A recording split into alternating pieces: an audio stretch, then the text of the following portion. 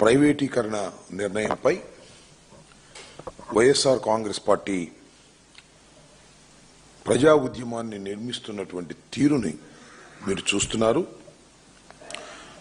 దాని మీద మాట్లాడే ముందు వైఎస్ఆర్ కాంగ్రెస్ పార్టీ ఈ 18 మాసాల్లో అధికారం కోల్పోయిన తర్వాత ప్రజల యొక్క ప్రయోజనాలను పరిరక్షించడమే ధ్యేయంగా వైఎస్ఆర్ కాంగ్రెస్ పార్టీ అనేకమైన ఉద్యమాలను పోరాటాలను చేస్తున్నది.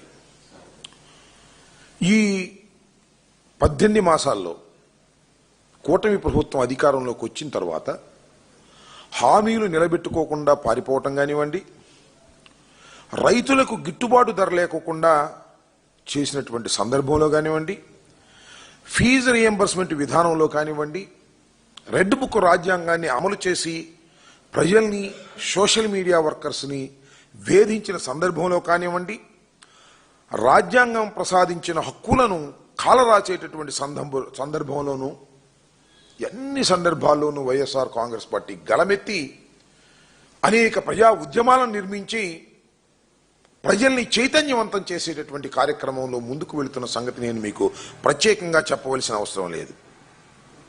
ఆ కోవకు చెందిందే ప్రైవేటుగా ప్రభుత్వ రంగంలో నిర్మాణం పూర్తి చేసుకొని ప్రారంభించవలసినటువంటి మెడికల్ కళాశాలలను ప్రైవేటు పరం చేసేయాలనేటువంటి ఉద్దేశంతో, కమిషన్ల కోసం, తనకు కావలసిన వాళ్ళ కోసం కట్టబెట్టాలనే ఉద్దేశంతో పీపీపీ మోడల్ అని చెప్పి ఒక దుర్మార్గమైనటువంటి మోడల్లో తీసుకొచ్చి కాలేజీల్ని అమ్మేసేటటువంటి కార్యక్రమం చేస్తున్నారు. దీనికి వ్యతిరేకంగా వైఎస్ఆర్ కాంగ్రెస్ పార్టీ వివిధ దశల్లో ప్రైవేటీకరణకు వ్యతిరేకంగా అనేక కార్యక్రమాలు చేపట్టింది. నవంబర్ 12వ తారీఖున పెద్ద ఎత్తున ప్రతి నియోజకవర్గంలోనూ ర్యాలీలు నిర్వహించడం, ఎంఆర్ఓలను, డిఆర్ఓలను కలుసుకొని వారికి వినతి పత్రాలు సమర్పించేటటువంటి కార్యక్రమం చేసింది.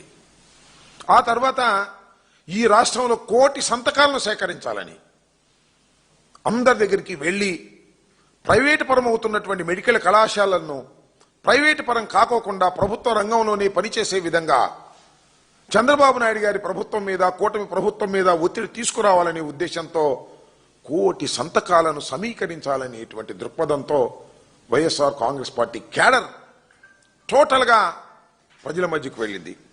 సంతకాల సేకరణ కార్యక్రమాన్ని చేపట్టింది. అవన్నీ కూడా మొన్న 10వ తారీఖున జిల్లా కేంద్రాలకు తీసుకొచ్చాం. ఈ రోజున మళ్ళా రాష్ట్ర కేంద్రాలయానికి తీసుకొచ్చాం తాడేపల్లి. 18వ తారీఖున జగన్మోహన్ రెడ్డి గారు గవర్నర్ గారిని కలుసుకొని మొత్తం ఈ పత్రాలన్నింటినీ కూడా వారికి సబ్మిట్ చేయడం జరుగుతుంది. అంటే ఈ రాష్ట్రంలో 1 కోటి మంది, ఇంకా పైనే ఇంకా సమాచారం రావాలా. ఇవాళ మీరు చూశారు, ప్రతి జిల్లాలోనూ భారీ స్థాయిలో మేము సేకరించినటువంటి సంతక పత్రాలను ప్రదర్శిస్తూ ర్యాలీగా వెళ్లి అనేకమైన ప్రదర్శనలు ప్రతి జిల్లా హెడ్ క్వార్టర్లోనూ భారీ స్థాయిలో ప్రదర్శన చేయడం జరిగింది. స్పందన అద్భుతంగా ఉంది.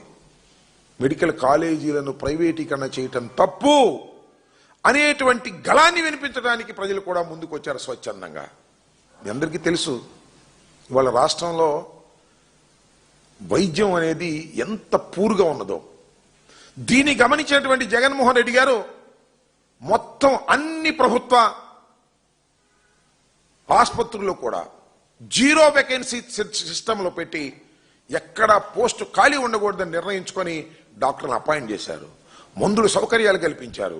ప్రతి పేదవాడికి వైద్యం అందాలని భావించి మరి 25 లక్షల వరకు కూడా ఆరోగ్యశ్రీని పెట్టి పేదవాడికి అందుబాటులోకి తీసుకొస్తే ఈ ప్రభుత్వం అధికారంలోకి వచ్చిన తర్వాత వాటన్నిటికీ మంగళం పాడింది.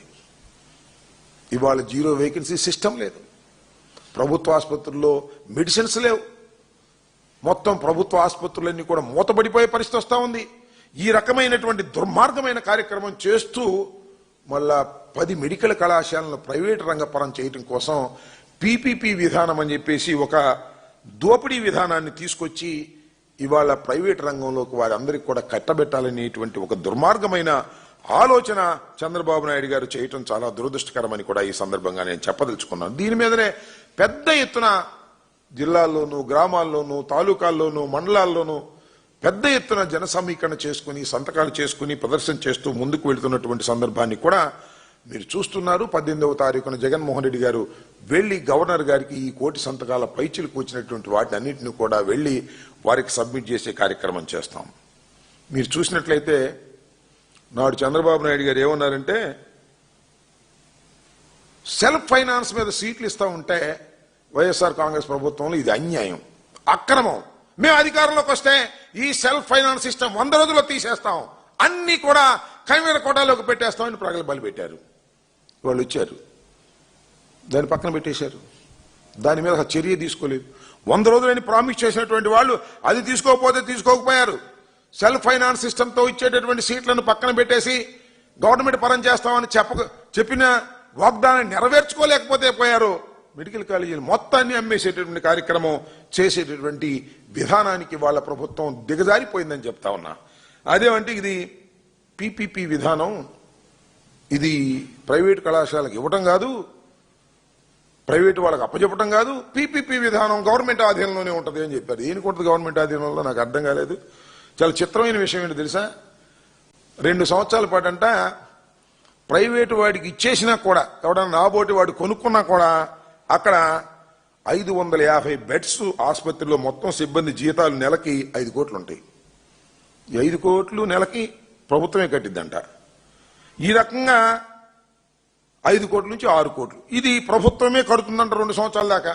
అంటే సంవత్సరానికి సుమారుగా 60 కోట్ల నుంచి 70 కోట్లు ప్రభుత్వం ఇస్తుందంట.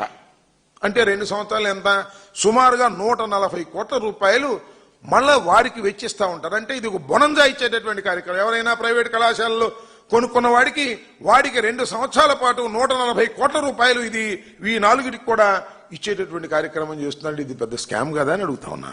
ఆ విధంగా స్కామ్ చేసుకుని దానిలో కిక్ బ్యాక్స్ తీసుకొని దాని నుంచి లబ్ధి పొందాలనేటువంటి ఉద్దేశం.